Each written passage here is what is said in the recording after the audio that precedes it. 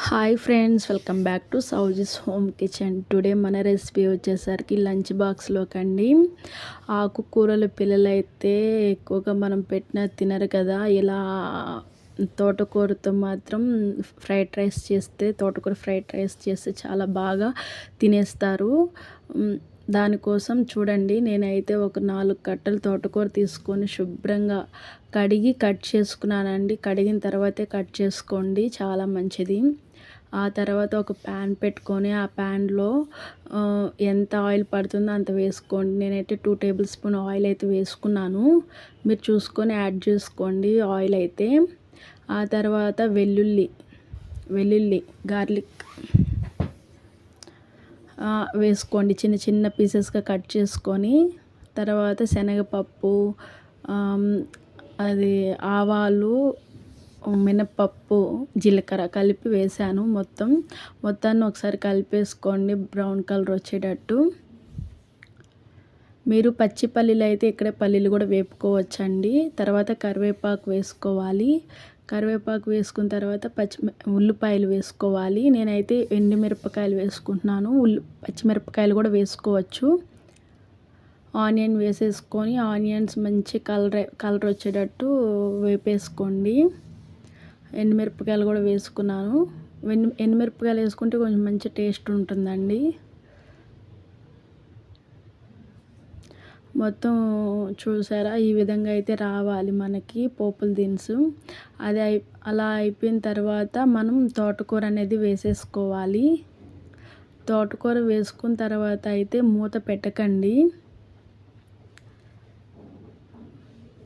తోటకూర వేసుకున్న తర్వాత మూత పెట్టకండి.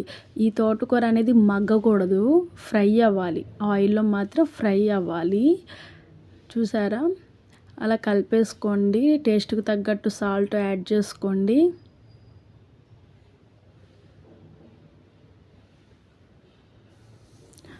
చూసారా, మొత్తం వాటర్ వచ్చి మంచిగా దగ్గరికి అయిపోయింది. ఫ్రై మాత్రమే అవ్వాలండి. ఫ్రై అవుతుంది చూసారా, పొడి పొడిగా ఉంటుంది ఫ్రై.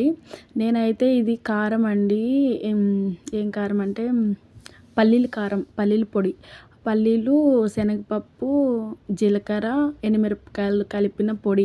కారం అయితే ఏమి వేయడం లేదు, ఇదే కారం, ఇది సరిపోతుంది. అది నేను 2 టేబుల్ స్పూన్లు వేసేసుకున్నాను. దాన్ని జస్ట్ కొంచెం ఒక 5 సెకండ్స్ అలా ఆయిల్లో ఫ్రై చేసేసుకున్నాను. ఫ్రై చేసుకున్న తర్వాత మనం ముందుగా అన్నం చేసి పెట్టుకుంటాం కదా, వేడి వేడి అన్నం దాంట్లో వేసేయండి. ఇక్కడ పల్లీలు అయితే వేసుకున్నాను. అవి వేపిన పల్లీలండి. మీరు వేపిన పల్లీలైనా వేసుకోవచ్చు, లేదంటే ఆయిల్లో ఫస్టే పల్లీలైనా వేసేసుకోవచ్చు. చాలా బాగుంటాయి. ఇప్పుడు వేసుకుంటే క్రిస్పీగా అనిపిస్తాయి. మీరు ఆయిల్లో వేపుకున్న ఆ పోపులన్నీ తీసుకొని ఒక దాంట్లో పెట్టుకొని తోటకూర ఫ్రై అయిన తర్వాత యాడ్ చేసుకోండి కావాలంటే. ఇప్పుడైతే మనం రైస్ అయితే వేసేసుకుంటాం. వేడిగా ఉండిద్ది కాబట్టి గట్టిగా అయితే కలపకండి. మరి గట్టిగా కలిపారంటే అన్నం మొత్తం ముద్ద అయిపోతుంది. కింద నుంచి తిప్పుతూ కలపండి. రైస్ పూలుగా వస్తుంది మంచిగా. చూసారా, నేను ఏ విధంగా అయితే చేస్తున్నానో ఆ విధంగా అయితే చెయ్యండి. చాలా అంటే చాలా బాగుండిద్ది. ఆకుకూరలు ఇష్టం లేని వాళ్ళు కూడా ఇలా చేసి పెడితే కమ్మగా తింటారండి. నేను చెప్తున్నాను, ఒకసారి ట్రై చేయండి, కంపల్సరీ ట్రై చేయండి. లంచ్ బాక్స్లో చాలా ఈజీ అంటే చాలా ఈజీ రెసిపీ అండి. మార్నింగ్ ఏం చేయాలని ఆలోచించుకునే పని లేకుండా అయితే ఇలా చేసేయండి. ఆకుకూరలు ఏ ఆకుకూర ఉన్నా కానీ ఇలాగే చేసేయచ్చు. చాలా అంటే చాలా బాగుండిద్ది. చూసారా, నేను ఆ విధంగా అయితే చేసుకున్నాను. చూడండి ఎంత పూలుగా ఎంత పొడిగా వచ్చిందో రైస్ అనేది. ఇప్పుడైతే నేను లంచ్ బాక్స్లో కట్టేస్తున్నాను. చూసారా, చూస్తుంటే ఎంత ఎమ్మీగా ఉందో. మీరు ఒకసారి ట్రై చేసి నచ్చితే మాత్రం మీరు చేసి నాకు కామెంట్ చేయండి ఎలా వచ్చిందో. నేనైతే లంచ్ బాక్స్లోకి కట్టేస్తాను. ఫ్రెండ్స్, నా రెసిపీస్ అయితే మీకు నచ్చితే మాత్రం లైక్ చేయండి, షేర్ చేయండి, సబ్స్క్రైబ్ చేయండి, సపోర్ట్ చేయండి ఫ్రెండ్స్.